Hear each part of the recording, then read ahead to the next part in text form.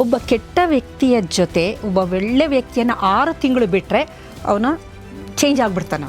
ಅದಕ್ಕೆ ನೋಡಿ ಸಹವಾಸದಿಂದ ಸನ್ಯಾಸಿ ಕೆಟ್ಟ ಅಂತ ನಾವು ಹೇಳೋದು.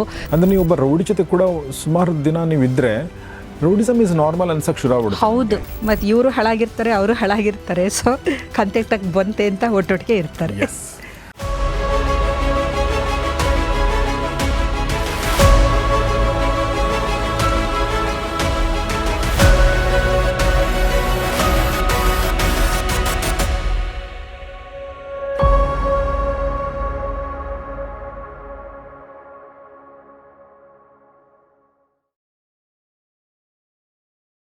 ಜಗತ್ತು ಹಾಳಾಗೋದು ಕೆಟ್ಟವರ ದುಷ್ಟತನದಿಂದಲ್ಲ, ಬದಲಾಗಿ ಒಳ್ಳೆಯವರ ಮೌನದಿಂದ ಅಂತೇಳಿ. ಒಳ್ಳೆಯವರು ಏನು ಮಾಡದೇ ಇದ್ದಾಗ ಜಗತ್ತು ಹಾಳಾಗುತ್ತೆ ಹೊರತು, ಯಾಕೆಂದ್ರೆ ಕೆಟ್ಟವರು ಚಿಕ್ಕದ ಗುಂಪಿರುತ್ತೆ, ಒಳ್ಳೆಯವ್ರು ಜಾಸ್ತಿ ಜನ ಇರ್ತಾರೆ. ಬಟ್ ಯಾಕೆ ಕೆಟ್ಟವ್ರು ವಿಜೃಂಭಿಸ್ತಾರೆ ಅಂದರೆ ಒಳ್ಳೆಯವ್ರ ಹತ್ರ ಒಗ್ಗಟ್ಟಿರಲ್ಲ. ಎಕ್ಸಾಕ್ಟ್ಲಿ. ಅವರು ಒಂದು ಕೆಟ್ಟ ಒಂದು ವ್ಯಕ್ತಿಗೆ ಏನಾದರೂ ಆದರೆ ಇನ್ನೊಂದಷ್ಟು ಕೆಟ್ಟ ವ್ಯಕ್ತಿಗಳು ಬಂದು ಅವನಿಗೆ ಸಪೋರ್ಟ್ ಮಾಡುವಂಥದ್ದು ನೋಡಿದ್ದೀವಿ. ಅದೇ ಒಬ್ಬ ಒಳ್ಳೆಯವನಿಗೆ ಏನಾದರೂ ಆದರೆ ಇನ್ನೊಂದಷ್ಟು ಒಳ್ಳೆ ವ್ಯಕ್ತಿಗಳು ಬಂದು ಸಪೋರ್ಟ್ ಮಾಡುವಂಥದ್ದು ತುಂಬ ಕಡಿಮೆ. ಸೊ ಇದು ನಾನು ಅಬ್ಸರ್ವ್ ಮಾಡಿದ್ದೀನಿ. ಆಮೇಲೆ ನೀವು ಒಂದು ಕ್ಲಾಸ್ ರೂಮ್ ಹೋದರೆ, ನೀವು ಅಂದರೆ ಯಾವುದೇ ಕ್ಲಾಸ್ ರೂಮಿಗೆ ನಾವು ಫಾರ್ ಎಕ್ಸಾಂಪಲ್ 8ನೇ ಕ್ಲಾಸಿಗೆ ಜಾಯ್ನ್ ಆಗ್ತೀವಿ ಅಂತ ಅಂದ್ಕೊಳ್ಳಿ, ಅಥವಾ PUC ಜಾಯ್ನ್ ಆಗ್ತೀವಿ ಅಂತ ಅಂದ್ಕೊಳ್ಳಿ. ಅಲ್ಲಿ ಒಳ್ಳೆಯವರೆಲ್ಲ ಅವ್ರವ್ರ ಪಾಡಿಗೆ ಅವ್ರು ಇರ್ತಾರೆ, ಆದರೆ ಕೆಟ್ಟವ್ರು ಮಾತ್ರ ಜಾಯ್ನ್ ಆಗಿಬಿಡ್ತಾರೆ. ಓಕೆ, ಅವರು 4-5 ಜನ ಇರ್ತಾರೆ ಒಂದು 50ರಲ್ಲಿ. ಅವ್ರಿಗೆ ಗೊತ್ತಾಗ್ಬಿಡುತ್ತೆ ನಮ್ಮ ಪ್ಯಾಟ್ರನ್ನು. ಅವ್ರು ಪಟ್ಟಂತ ಜಾಯ್ನ್ ಆಗ್ತಾರೆ, ಅವ್ರ ಕೆಲಸ ಅವ್ರು ಮಾಡ್ತಾರೆ. ಓಕೆ, ಅವ್ರದ್ದು ಏನೋ ಒಂದು ಹವ್ಯಾಸಗಳು ಅಥವಾ ಏನೋ ಒಂದು ಮಾಡ್ಕೊಂಡು ಹೋಗ್ತಾರೆ. ಸೊ ಒಟ್ಟಿನಲ್ಲಿ ಈ ಥರ ಒಂದು ದುಷ್ಟಕೂಟಕ್ಕೆ ಒಂದು ಒಗ್ಗಟ್ಟು ಜಾಸ್ತಿ. ಖಂಡಿತ. ಏನು ಇದಕ್ಕೆ ಕಾರಣ? ಸರ್, ಇದು ನನಗೂ ಬಹಳ ಅನುಭವಗಳಾಗಿದೆ. ಇದು ನನಗೆ ಇದ್ರ ಬಗ್ಗೆ ನಾನು ಸ್ವಲ್ಪ ಡೀಪಾಗಿ ಹೋಗೋದಕ್ಕೆ ಅದೇ ಕಾರಣ. ಸ್ವಲ್ಪ ಒಂದಷ್ಟು ರಿಸರ್ಚ್ ಮಾಡಿದೆ, ಇದು ಏನು ಈ ಪ್ಯಾಟ್ರನ್ ನೀವು ಹೇಳಿದ್ರಲ್ಲ, ಇದು ನನಗೊಂದ್ಸಲ ಅನುಭವ ಆಯಿತು. ಇದಾದಮೇಲೆ ನಾನು ಏನಕ್ಕೆ ಈ ಥರ ಆಗುತ್ತೆ ಅಂತ. ಒಬ್ಬರು ಅಧಿಕಾರಿ ಇದ್ದರು, ನಾವು ಅವ್ರ ಹತ್ರ ಹೋಗಬೇಕಾಗಿತ್ತು. ಅವ್ರ ಹತ್ರ ಹೋದಾಗ ಆ ಲೇಡಿ ನನ್ನ ಕಣ್ಣನ್ನು ನೋಡ್ತಾ ಇರಲಿಲ್ಲ, ನನ್ನ ಫೇಸೇ ಮಾಡ್ತಾ ಇರಲಿಲ್ಲ. ಅವರು ಸುಮ್ಮನೆ ಒಂಥರ ನೆಗ್ಲೆಕ್ಟ್ ಮಾಡೋದು, ಏನೋ ಬರೆಯೋ ಥರ ಇದು ಮಾಡೋದು, ಏನು ಬಂದರೆ ಇದು ಮಾಡುತ್ತಾ ಹೋಗೋರು. ಪರಿಚಯದವರೇ ಅವರು. ನನಗೆ ಯಾವಾಗಲೂ ಆಶ್ಚರ್ಯ ಆಗೋದು, ನಾನು ಯಾಕೆ ನನ್ನ ಈ ಥರ ಅವ್ರು ಮಾಡ್ತಾರಲ್ಲ ಅಂತ. ಆಮೇಲೆ ಇನ್ನೊಂದು ಗುಂಪಿತ್ತು, ಆ ಗುಂಪು ಜೊತೆ ತುಂಬ ಚೆನ್ನಾಗಿರೋರು. ಹೋದಾಗ ತುಂಬ ಚೆನ್ನಾಗಿ ಮಾತಾಡೋದು, ಅವ್ರ ಜೊತೆ ನಿಂತ್ಕೊಳ್ಳೋದು, ಫೋಟೋ ತೆಗೆಸ್ಕೊಳ್ಳೋದು. ನನಗೆ ಇದೊಂದು ಕ್ವೆಶನ್ ಮಾರ್ಕು, ಯಾಕೆ ನಾನು ಏನೂ ಮಾಡಿಲ್ಲ, ಯಾಕೆ ಇವ್ರು ನನ್ನ ಯಾವಾಗಲೂ ಅವಾಯ್ಡ್ ಮಾಡ್ತಾರೆ? ಅವ್ರಿಗೆ ಗೊತ್ತು, ಅವ್ರ ಜೊತೆ ಯಾವಾಗಲೂ ಸ್ವಲ್ಪ ಚೆನ್ನಾಗಿರೋರು, ತುಂಬ ಶಾರ್ಟ್ಕಟ್ ಪೀಪಲ್ಲು, ಅನ್ಎಥಿಕಲ್ಲು ಅವೆಲ್ಲ ಇರುತ್ತಲ್ವ ಸ್ವಲ್ಪ ಅಂಥವ್ರು. ಇವ್ರ ಜೊತೆ ಇಷ್ಟು ಚೆನ್ನಾಗಿ ಮಾತಾಡ್ತಾರಲ್ಲ, ನಾನು ಇಷ್ಟೊಂದು ಇದಾಗಿದ್ರು ನಮಗೇನು ಇವರು ಇದು ಮಾಡೋದು ಅಂತ ತುಂಬ ನನಗೆ ತಲೆ ಕೆಟ್ಟೋಗ್ಬಿಟ್ಟಿತ್ತು. ಏನು ಕಾರಣ ನನ್ನ ಅವರು ನೆಗ್ಲೆಕ್ಟ್ ಮಾಡೋಕ್ಕೆ ಅಥವಾ ಒಂದು ಮಟ್ಟಕ್ಕೆ ದ್ವೇಷನೂ ಮಾಡೋಕ್ಕೆ ಏನು ಕಾರಣ ಅಂತ ನನ್ನ ಹತ್ರ ಸ್ವಲ್ಪ ಸರಿಯಾಗಿ ಬಿಹೇವ್ ಮಾಡ್ತಾ ಇರಲಿಲ್ಲ. ಅವರು ಯಾವುದು ವಿತೌಟ್ ಮೈ ಮಿಸ್ಟೇಕು ಮಾಡ್ತಾ ಇರಲಿಲ್ಲ. ನಾನು ಯೋಚನೆ ಮಾಡ್ಬೇಕಾದ್ರೆ ಆಮೇಲೆ ಗೊತ್ತಾಯಿತು ಅದು ಅದೇ ಪ್ಯಾಟ್ರನ್ ಅಂತ. ಆ ಲೇಡಿ ಯಾರು ಆ ಥರ ಮಾಡ್ತಿದ್ರು ಅವರು ಆ ಪ್ಯಾಟ್ರನ್ಗೆ ಸೇರಿದವರು, ಅವರು ಅನ್ಎಥಿಕಲ್ಲು, ಅವರು ಅಂಥವ್ರಿಗೆ ಸಪೋರ್ಟು. ಆಮೇಲೆ ಗೊತ್ತಾಯಿತು, ಓಹೋ ಇದು ದುಷ್ಟರ ಕೂಟ. ಯಾವಾಗಲೂ ಆ ಮೈಂಡ್ಸೆಟ್ ಜನ ಮಾತ್ರ ಗುಂಪಾಗ್ತಾರೆ. ಈ ಒಳ್ಳೆ ಮೌಲ್ಯ ಅಂತ ಹೋದವರು ಗುಂಪಿರೋದಿಲ್ಲ, ಅದು ಫ್ರ್ಯಾಗ್ಮೆಂಟೆಡು, ಅವ್ರು ಯಾವತ್ತೂ ಸೇರೋದೇ ಇಲ್ಲ. ಇದ್ರ ಬಗ್ಗೆ ಸುಮ್ಮನೆ ನಾನು ಒಂಚೂರು ಡೀಪಾಗಿ ಹೋದಾಗ ಮಿರರ್ ನ್ಯೂರಾನ್ಸ್ ಅಂತ ಇರುತ್ತೆ ನಮ್ಮ ಮೆದುಳಿನಲ್ಲಿ. ಮಿರರ್ ನ್ಯೂರಾನ್ಸ್ದು ಏನು ಕೆಲಸ ಅಂದರೆ ನೋಡ್ಬಿಟ್ಟು ಕಲಿಯೋ ಅಂಥದ್ದು. ಅದಕ್ಕೆ ನೋಡಿ, ಮಕ್ಕಳಿಗೆ ಸವಾಸ ನಾವು ಯಾವತ್ತೂ ಒಳ್ಳೆ ಸವಾಸ ಮಾಡಿಸ್ಬೇಕು. ಏನಕ್ಕೆ ಅಂದರೆ ಅವರು ಅದನ್ನು ನೋಡಿ ಕಲಿತಾರೆ. ಅವನ ಫ್ರೆಂಡು ಅವ್ನು ಏನು ಮಾಡ್ತಾನೆ, ಇವನು ಬೇಗ ತುಂಬ ಕ್ಯಾಚ್ ಮಾಡುತ್ತೆ ಮಿರರ್ ನ್ಯೂರಾನ್ಸ್. ಈಗ ನೋಡಿ ಕಲಿತೀವಲ್ಲ ನಾವು, ಅದೆಲ್ಲ ಮಿರರ್ ನ್ಯೂರಾನ್ಸಿಂದನೇ ಆಗೋಂಥದ್ದು. ತಾಯಿಯಂತೆ ಮಗಳು ನೂಲಿನಂತೆ ಸೀರೆ ಅಂತಾರೆ. ಹೇಗೆ ಅಂತಂದರೆ, ತಾಯಿ ಏನು ಮಾಡ್ತಾರೆ, ಮಕ್ಕಳು ನೋಡ್ತಾ ಕಲಿತಾರೆ ಅದನ್ನು. ಆಮೇಲೆ ತಂದೆ ಏನು ಮಾಡ್ತಾರೆ, ಮಗ ಅದನ್ನು ನೋಡಿ ಕಲಿಯೋದು. ಮಿರರ್ ನ್ಯೂರಾನ್ಗಳ ಕೆಲಸ ಇದೇನೆ. ಅವಾಗೇನಾಗುತ್ತೆ ಅಂದರೆ, ನಮ್ಮ ಜೊತೆ ಬಾಲ್ಯದಲ್ಲಿ ನಮ್ಮ ಸಂಪರ್ಕ, ನಮ್ಮ ಪರಿಸರ ಯಾವ ಥರ ಇರುತ್ತೆ, ಮಿರರ್ ನ್ಯೂರಾನ್ಸ್ ಆ ಥರ ಡೆವಲಪ್ ಆಗುತ್ತೆ. ಕೆಲವರಿಗೆ ದುಷ್ಟಕೂಟ, ಒಂದಷ್ಟು ಜನ ಶಾರ್ಟ್ ಕಟ್ ಇರ್ತಾರೆ, ಕೆಲವೊಂದು ತುಂಬ ಸ್ಟೂಡಿಯಸ್ ಮಕ್ಕಳಿರ್ತಾರೆ, ತುಂಬ ಸಿನ್ಸಿಯರಾಗಿ ಓದ್ಕೊಳ್ಳೋದು. ಕೆಲವು ಕಾಪಿ ಮಾಡೋರು ಇರ್ತಾರೆ. ಈ ಕಾಪಿ ಮಾಡೋರೆಲ್ಲ ಒಂದು ಗುಂಪು. ಈ ಸ್ಟೂಡಿಯಸ್ ಮಕ್ಕಳು ಕಾಪಿ ಮಾಡಲ್ಲ, ಅವು ಏನೇ ಆದ್ರೂ ಅವು ಪಾಡಿಗೆ. ಇದು ಮಿರರ್ ನ್ಯೂರಾನ್ನ ಕೆಲಸದಿಂದಾಗಿ ಈ ಥರ ಇನಿಷಿಯಲಿ ಆ ಥರ ಆಗುತ್ತೆ. ಆಮೇಲೆ ಬಹಳ ಮುಖ್ಯವಾಗಿ ದುಷ್ಟರು ಒಂದು ಗುಂಪು ಯಾವಾಗ ಅಂತಂದರೆ, ಡೊಪಮೈನ್ ರಿವಾರ್ಡ್ ಸಿಸ್ಟಮ್ ಅಂತ ನಮ್ಮ ಮೆದುಳಿನಲ್ಲಿದೆ. ಡೊಪಮೈನ್ ನಿಮಗೆ ಗೊತ್ತಿದೆ, ರಿವಾರ್ಡಿಂಗ್ ಹಾರ್ಮೋನು.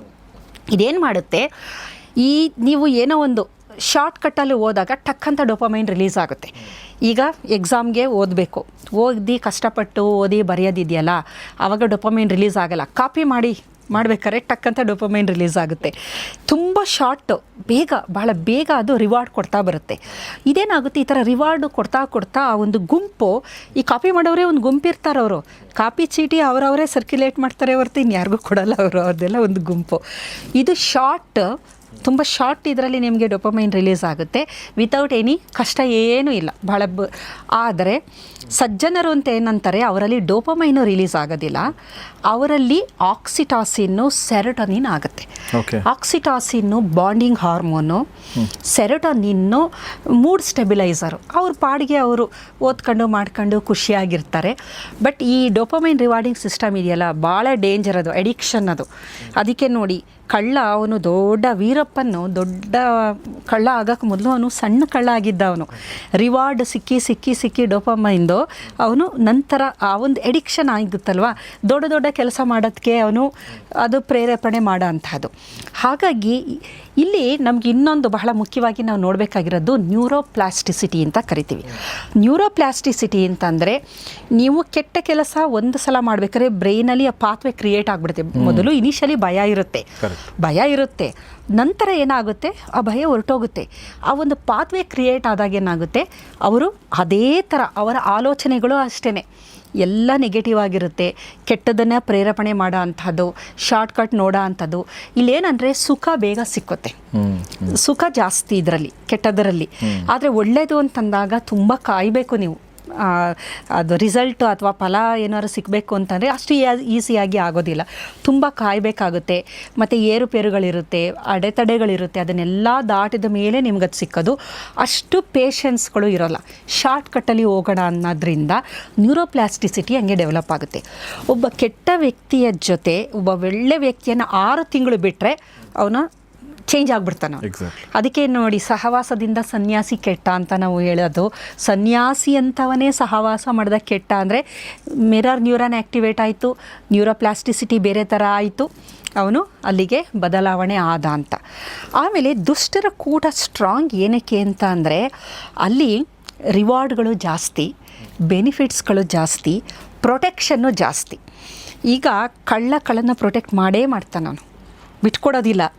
ಕಾರಣ ಏನು ಅಂತಂದರೆ ಭಯದಿಂದ, ಇನ್ನೇನು ಅಲ್ಲ.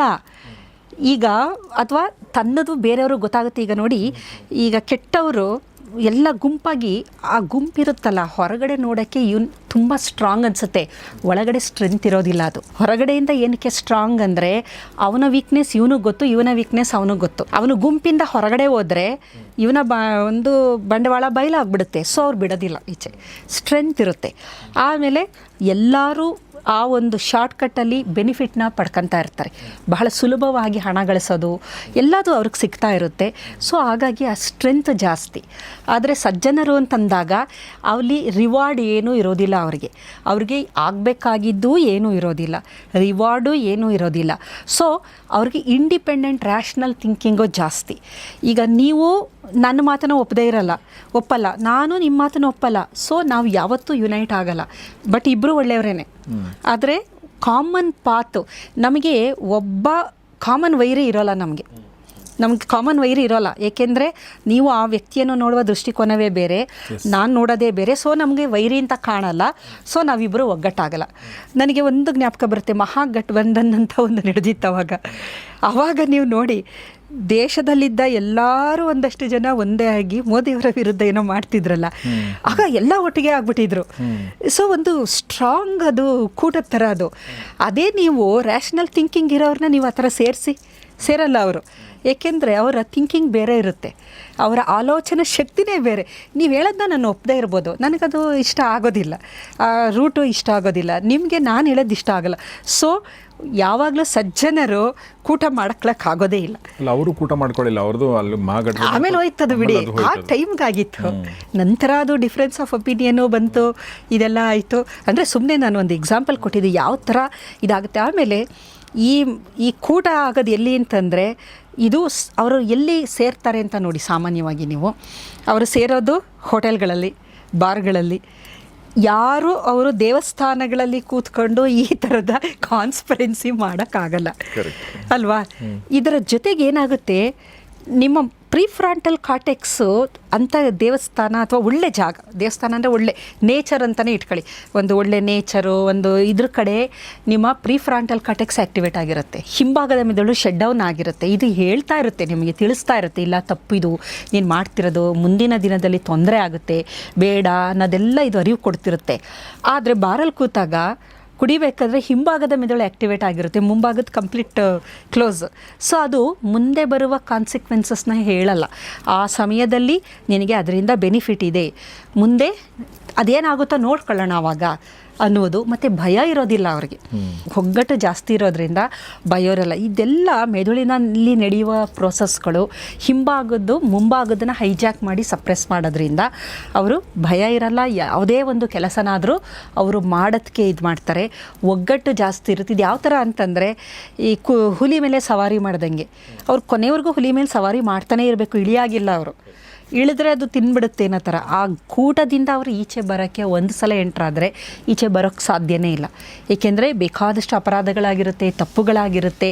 ಅದರಿಂದ ಈಚೆ ಬಂದರೆ ಕಾನೂನಿಗೆ ಸಿಗಾಕೋಬೋದವರು, ಆಮೇಲೆ ತೊಂದರೆಗಳು ಜಾಸ್ತಿ. ಇದು ವಿಕಾಸದ ಹಂತದಲ್ಲಿ ದುಷ್ಟರ ಕೂಟ ಯಾವ ಥರ ಆಯಿತು ಅಂದರೆ ಇವರು ವೆರಿ ಅಗ್ರೆಸಿವ್ ಪೀಪಲ್ ಅಂತ ಅನ್ಬೋದು. ಅಗ್ರೆಸಿವ್ ಇದ್ದಾಗೇನಾಯಿತು, ಜನರಿಗೆ ಈ ಥರ ಅಗ್ರೆಸಿವ್ ಇರೋರ ಹತ್ರ ನಮಗೆ ರಕ್ಷಣೆ ಸಿಕ್ಕುತ್ತೆ ಅಂತ ಅನ್ಕೊತಾ ಇದ್ರು.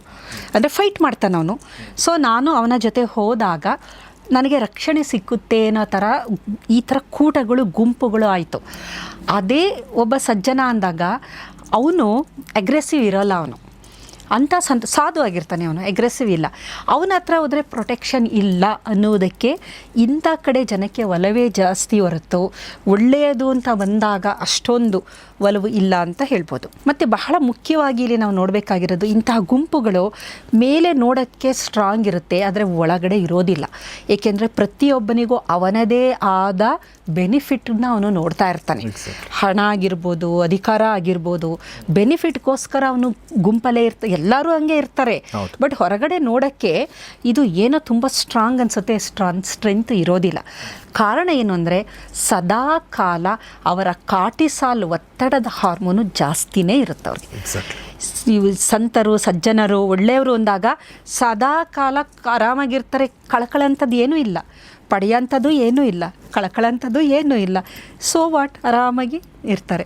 ಬಟ್ ಇವರಲ್ಲಿ ಕಳಕಳ ತುಂಬ ಇರುತ್ತೆ, ಹೆಚ್ಚು ಕಮ್ಮಿ ಆದರೆ ಕಳ್ಕೊಂಡ್ಬಿಡ್ಬೋದು. ಪಡ್ಕೊಳ್ಳೋಕ್ಕೂ ಅವ್ರು ತುಂಬ ಪ್ಲಾನ್ ಮಾಡಿರ್ತಾರೆ, ಬೇರೆಲ್ಲ ಪಡ್ಕೊಳ್ಬೇಕು. ಹೌದು, ಸದಾ ಕಾಲ ಮೆದುಳು ಅದನ್ನೇ ಯೋಚನೆ ಮಾಡೋದ್ರಿಂದ ಅವರ ರಕ್ತದಲ್ಲಿ ಕಾರ್ಟಿಸಾಲ್ ಪ್ರಮಾಣ ತುಂಬ ಜಾಸ್ತಿ ಇರುತ್ತೆ. ಸಜ್ಜನರು ಅಂತಂದಾಗ ಅದಕ್ಕೆ ನೋಡಿ, ಅವರು ಅಲ್ಪ ತೃಪ್ತರು, ಸ್ವಲ್ಪ ಇದ್ರೂ ಸಂತೋಷವಾಗಿರ್ತಾರೆ. ಇವ್ರಿಗೆ ಎಷ್ಟೇ ಇದ್ರೂ ತೃಪ್ತಿ ಇರೋದಿಲ್ಲ, ಸಂತೋಷನೂ ಸಿಕ್ಕೋದಿಲ್ಲ. ಆಮೇಲೆ ಅವರು ನಾನು ನಮ್ಮ ಪೊಲೀಸ್ ಆಫೀಸರ್ ಜೊತೆ ಮಾತಾಡಿದಾಗ ಗೊತ್ತಾಗೋದೇನೆಂದರೆ ಅವರೆಲ್ಲ ರೋಗಗಳ ಗೂಡುಗಳು. ಖಂಡಿತ ತುಂಬ ರೋಗಗಳು ಇರ್ತಾವೆ ತುಂಬ ಜನರಿಗೆ. ಹೌದು, ಓಕೆ. ಅವರು ಫಿಸಿಕಲಿ ಅಂದರೆ ಅವರು ನೋಡಕ್ ಹಂಗೆ ಕಂಡ್ರು ಕೂಡ ಖಂಡಿತ ಮೀನ್ ಒಂದು 40-45 ವರ್ಷ ಆಗ್ತಿದ್ದಂಗೆ ಅವ್ರು ಚೆನ್ನಾಗಿ ಬದುಕಕ್ಕೆ ಸಾಧ್ಯನೇ ಆಗಲ್ಲ. ಖಂಡಿತ. ಇಲ್ಲಿ ಏನಾಗುತ್ತೆ ಅಂದರೆ ನಿಮಗೆ ಕಾರ್ಟಿಸಾಲ್ ಒಂದು ಶೂಟಪ್ ಆದರೆ ನಿಮ್ಮ ರೋಗ ಪ್ರತಿರೋಧಕ ಶಕ್ತಿ ಕಡಿಮೆ ಆಯಿತು, ಇನ್ಫ್ಲಮೇಷನ್ ಪಾತ್ವೆ ಇದ್ದಾಯಿತು, ಮತ್ತು ಏಜಿಂಗ್ ಪ್ರಾಸೆಸ್ ಪ್ರೊಲಾಂಗ್ ಆಯಿತು, ಆಮೇಲೆ ಟೀಲೋಮಿಯರ್ ಲೆಂತ್ ಕಮ್ಮಿ ಆಯಿತು, ಎಲ್ಲದು ಆದಮೇಲೆ ಡಯಾಬಿಟಿಕ್, ಆಮೇಲೆ ಹಾರ್ಮೋನಲ್ ಇಂಬ್ಯಾಲೆನ್ಸು, ರಕ್ತದೊತ್ತಡ, ಹೃದಯಕ್ಕೆ ತೊಂದರೆ, ಎಲ್ಲದೂ ಒಂದಕ್ಕೊಂದು ಆಗುತ್ತೆ. ಬೇಕಾದಷ್ಟು ದುಡ್ಡು ಮಾಡಿರ್ತಾರೆ, ಬೇಕಾದಷ್ಟು ಆಸ್ತಿ, ಇದು ಎಲ್ಲ ಇರುತ್ತೆ, ಆದರೆ ನಿಜವಾದ ನೆಮ್ಮದಿ ಇರೋದಿಲ್ಲ. ಕಾರಣ ಅವರ ಸುತ್ತಮುತ್ತ ಇರೋ ಅಂಥವ್ರು ಎಲ್ಲ ಅಂಥವರೇ ಆಗಿರ್ತಾರೆ. ಎಲ್ಲರದ್ದು ಒಂದು ಮೈಂಡು ನೆಗೆಟಿವ್ ಮತ್ತು ಬೀಟಾ ಫೈರಿಂಗ್ ಆಗ್ತಾ ಇರುತ್ತೆ. ಆ ಕಾಮು ಕೂಲ್ ಸ್ಟೇಟಸ್ಗೆ ಇವರು ಹೋಗೋದಕ್ಕೆ ಸಾಧ್ಯನೇ ಇಲ್ಲ. ಭಾಳ ಚೆನ್ನಾಗಿ ಹೇಳಿದ್ರಿ. ನಾನು ಮೊನ್ನೆ ಒಬ್ಬ ವ್ಯಕ್ತಿ ಜೊತೆ ಮಾತಾಡ್ತಿರ್ಬೇಕಾದ್ರೆ ನಾವು ಜರ್ನಲಿಸಮಲ್ಲಿ ಎಲ್ಲರ ಜೊತೆ ಮಾತಾಡ್ತಿದ್ವಿ, ಎಲ್ಲರೂ ಸಿಗ್ತಿದ್ರು. ಅಂದರೆ ನೀವು ಒಬ್ಬ ರೌಡಿ ಜೊತೆ ಕೂಡ ಸುಮಾರು ದಿನ ನೀವು ಇದ್ದರೆ ರೌಡಿಸಮ್ ಈಸ್ ನಾರ್ಮಲ್ ಅನ್ಸಕ್ಕೆ ಶುರು ಆಗ್ಬಿಡುತ್ತೆ. ಆಮೇಲೆ ಒಬ್ಬ ಕೊಲೆಗಾರನ ಜೊತೆ ನೀವು ಒಂದು 2 ತಾಸು, ಒಂದು 2 ದಿನ ಅಥವಾ 2 ವಾರ ಇದ್ದರೆ ಕೊಲೆ ಮಾಡೋದು ನಾರ್ಮಲ್ ಅನ್ಸಕ್ಕೆ ಶುರು ಆಗುತ್ತೆ. ಸೊ ಅಂದರೆ ನೀವು ಹೇಳಿದಂಗೆ ಸನ್ಯಾಸಿ ಕೆಟ್ಟ ಅನ್ನೋದು ಭಾಳ ಅದು. ಹೀಗಾಗಿ ಯಾರ ಜೊತೆ ಸಹವಾಸ ಮಾಡ್ತಿರೋದನ್ನು ನೀವು ಯೋಚನೆ ಮಾಡಿಕೊಂಡೇ ಮಾಡಿ. ವಾಪಸ್ ಬರೋವಂಥ ರೂಟ್ಗಳು ತುಂಬ ಕಡಿಮೆ ಇರ್ತವೆ, ವಿಶೇಷವಾಗಿ ಇಂಥ ಒಂದು ದುಷ್ಟಕೂಟಗಳಿಗೆ ಹೋದಾಗ. ಅದರಲ್ಲೂ ಅವರು ಒಬ್ರಿಗೊಬ್ರು ಎಷ್ಟು ಸಪೋರ್ಟಿವ್ ಆಗಿರ್ತಾರೆ ಅಂದರೆ ತುಂಬ ಸಪೋರ್ಟಿವ್ ಆಗಿರ್ತಾರೆ. ಅವನು ಮಾಡೋದನ್ನ ಇವನು ಯಾವುದೇ ಕಾರಣಕ್ಕೂ ಟೀಕೆ ಮಾಡೋದಿಲ್ಲ. ಆ ಥರ ಇರುತ್ತೆ ಅವ್ರದ್ದು. ಕಂತೆಗೆ ತಕ್ಕ ಬಂತೆ ಅಂತ ಹೇಳ್ತಾರೆ, ಆಗಲೂ ಕೈಗೆ ಬೇವಿನಕಾಯಿ ಸಾಕ್ಷಿ ಅಂತ. ಅವರು ಇವನು ಮಾಡೋ ತಪ್ಪನ್ನು ಅವನು ಸಪೋರ್ಟ್ ಮಾಡ್ತಾನೆ, ಅವನು ಮಾಡೋ ತಪ್ಪನ್ನು ಇವನು ಸಪೋರ್ಟ್ ಮಾಡ್ತಾನೆ. ಫೈನಲ್ಲಿ ನೀನು ಸರಿಯಾದ ದಾರಿಗೆ ಹೋಗು ಅಂತ ಅನ್ನೋರನ್ನ ದೂರ ಇಟ್ಬಿಡ್ತಾರೆ ಅವರು. ಯಾರಾದರೂ ನೀವು ಬುದ್ಧಿವಾದ ಹೇಳಕ್ಕೆ ಬಂದರೆ ಅವ್ರನ್ನ ದೂರ ಇಟ್ಬಿಡ್ತಾರೆ ಅವರು. ಆದರೆ ಇದು ಹೆಂಗೆ ಅಂತಂದರೆ ಒಳಗಡೆ ಟೊಳ್ಳು, ಇದು ಗೆದ್ದಲು ಹಿಡಿದಿರುವ ಮರ ಅಂತಾರಲ್ಲ, ಮೇಲ್ ನೋಡೋಕ್ಕೆ ಬ್ಯೂಟಿಫುಲ್ ಆಗಿರುತ್ತೆ, ಚೆನ್ನಾಗಿ ದೊಡ್ಡ ಮರ ಸ್ಟ್ರಾಂಗ್ ಇದೆ ಅಂತ ಅನಿಸುತ್ತೆ. ಆದರೆ ಒಳಗಡೆ ಇದೆಯಲ್ಲ ಆ ಸ್ಟ್ರೆಂತ್ ಸದಾ ಕಾಲ ಭಯ ಕಾಡ್ತಾ ಇರುತ್ತೆ, ನಿದ್ರಾಹೀನತೆ, ಏನಾಗುತ್ತೋ ಯಾವ ಮೂಮೆಂಟಲ್ಲಿ ಅಂತ. ಅದೇ ಒಂದು ಸಜ್ಜನರು ಅಂದಾಗ ಅವರು ಫ್ರ್ಯಾಗ್ಮೆಂಟೆಡ್, ಅವರೇನು ಒಟ್ಟಿಗೆ ಎಲ್ಲರೂ ಇಷ್ಟೊಂದು ಸ್ಟ್ರಾಂಗ್ ಬಾಂಡಿಂಗ್ ಏನಿರೋದಿಲ್ಲ. ಕಾರಣ ಒಬ್ಬೊಬ್ಬರು ಎಲ್ಲ ಒಳ್ಳೆಯವರೇ, ಒಬ್ಬೊಬ್ಬರ ಥಿಂಕಿಂಗು ಬೇರೆ ಥರ, ಒಬ್ಬೊಬ್ಬರ ವಿಚಾರಧಾರೆಗಳು ಒಟ್ಟಾರೆ ಸೇರಿಸಿದ್ರೆ ಒಳ್ಳೆಯದೇ ಎಲ್ಲದನ್ನು. ಆದರೆ ಅವರು ಇವ್ರದನ್ನ ಅವ್ರು ಒಪ್ಪದೇ ಇರ್ಬೋದು, ಅವ್ರದನ್ನ ಇವರು ಒಪ್ಪದೇ ಇರ್ಬೋದು, ಅವರ ರೀತಿ ನೀತಿಗಳನ್ನು. ಬಟ್ ಎಲ್ಲರೂ ಸಮಾಜದ ಒಳಿತಿಗಾಗಿ ಕೆಲಸ ಮಾಡೋಂಥವ್ರು. ಅವರು ಯಾವಾಗಲೂ ಫ್ರ್ಯಾಗ್ಮೆಂಟ್ ಆಗೇ ಇರ್ತಾರೆ, ಬೇರೆ ಬೇರೆಯೇ, ಒಗ್ಗಟ್ಟಿರಲ್ಲ. ಒಗ್ಗಟ್ಟು ಅಂದಾಗ ಇವ್ರುಗಳಲ್ಲದೇ ಒಗ್ಗಟ್ಟು ಜಾಸ್ತಿ. ಎಸ್, ಸಜ್ಜನರಲ್ಲಿ ಒಗ್ಗಟ್ಟಿರಲ್ಲ, ಆದರೆ ಏನಾದರೂ ಸಂಕಷ್ಟ ಬಂದಾಗ, ದೇಶಕ್ಕೆ ಆಪತ್ತು ಬಂದಾಗ ಆದರೂ ಒಗ್ಗಟ್ಟು ಆಗ್ತಾರೆ. ಆದಾಗ ಬಹಳಷ್ಟು ಉನ್ನತವಾದದ್ದನ್ನು ಮಾಡ್ಬೋದು. ಇಲ್ಲ ಆಗಬೇಕವರು. ಕೆಲವು ಸಲ ಏನಾಗುತ್ತೆ, ಈ ಸಜ್ಜನರು ಅಂತಂದಾಗ ಸ್ವಲ್ಪ ಈಗೋ ಪ್ರಾಬ್ಲಮ್ಮು ಇರುತ್ತೆ. ಏಕೆಂದರೆ ಇವನು ಅತ್ಯಂತ ಪ್ರಾಮಾಣಿಕನಾಗಿರ್ತಾನೆ, ಅವ್ನಿಗೆ ಅದೊಂದು ಈಗೋ, ನನ್ನಂಥ ಪ್ರಾಮಾಣಿಕರೇ ಯಾರೂ ಇಲ್ಲ ಅಂದಾಗ ಅವರು ಇನ್ನೊಬ್ಬರ ಜೊತೆ ಸೇರೋದಕ್ಕೆ ಸ್ವಲ್ಪ ಅವರು ಇದು ಮಾಡ್ತಾರೆ, ತುಲನೆ ಮಾಡ್ತಿರ್ತಾರೆ. ಜಾಣತನದಿಗೋ ಎಲ್ಲ ಈಗೋಗಳು ಇರ್ತವೆ, ಅಧಿಕಾರದಿಗೋ, ಹೀಗೆ ಸುಮಾರು ಇರ್ತವೆ. ಹಾಗಾಗಿ ಸೊ ಒಂದು ಅದ್ಭುತವಾದ ವಿಚಾರ ಇದು, ದುಷ್ಟರಲ್ಲಿ ಒಗ್ಗಟ್ಟು ಹೆಚ್ಚು ಯಾಕೆ ಅನ್ನೋದು. ಅದು ನಮ್ಗೆ ಅನಿಸ್ಬೋದು. ನಾವು ನೋಡಿದಾಗ ನಮ್ಗೆ ತುಂಬ ಆಶ್ಚರ್ಯ ಆಗುತ್ತೆ. ಅವ್ರು ಯಾವಾಗಲೂ ಅವ್ರ ಜೊತೆ ಇರ್ತಾರಲ್ಲ, ನಮ್ಮ ಜೊತೆ ಸರಿಯಾಗಿ ಮಾತಾಡಲ್ಲ, ಇವ್ರು ಯಾಕೆ ಇವ್ರ ಜೊತೆನೇ ಇರ್ತಾರೆ ಅಂದರೆ ಅದರ ಸೀಕ್ರೆಟು ಇಷ್ಟೇ. ಕಾಮನ್ ಎನಿಮಿ ಇರ್ತಾರೆ, ಕಾಮನ್ ಗೋಲ್ ಇರುತ್ತೆ, ಎಲ್ಲ ಕಾಮನ್ ಆಗಿರುತ್ತೆ, ಕಾಮನ್ನೆಸ್ ಇರುತ್ತೆ. ಮತ್ತು ಇವರು ಹಾಳಾಗಿರ್ತಾರೆ, ಅವರು ಹಾಳಾಗಿರ್ತಾರೆ. ಸೊ ಕಂತೆಗೆ ತಕ್ಕ ಬಂತೆ ಅಂತ ಒಟ್ಟೊಟ್ಟಿಗೆ ಇರ್ತಾರೆ. ಸೊ ಥ್ಯಾಂಕ್ ಯು ಮೇಡಮ್, ನಮ್ಮ ಜೊತೆ ಇಷ್ಟೊತ್ತು ಈ ವಿಚಾರಗಳನ್ನ ಹೇಳಿದ್ರಿ. ಪ್ರೊಫೆಸರ್ ಮಾಲಿನಿ ಸುತ್ತೂರ್ ಅವರಿಗೆ ನಿಮ್ಮೆಲ್ಲರ ಪರವಾಗಿ ಧನ್ಯವಾದಗಳು. Thank you very much. So ನಿಮ್ಮ ಅನಿಸಿಕೆಗಳನ್ನ ದಯವಿಟ್ಟು ಕಮೆಂಟ್ ಬಾಕ್ಸಲ್ಲಿ ತಿಳಿಸಿ ಮತ್ತು ನಿಮ್ಮ ಸ್ನೇಹಿತರೊಂದಿಗೆ ಇದನ್ನು ಶೇರ್ ಮಾಡಿ. ನೋಡ್ತಾರೆ ಗೌರಿ ಶೆಟ್ಟಿ ಸ್ಟುಡಿಯೋ, ನೋಡ್ತಾರೆ ಫ್ಯಾಮಿಲಿ ಡಾಕ್ಟರ್ ಕಾರ್ಯಕ್ರಮ. ನಮಸ್ಕಾರ.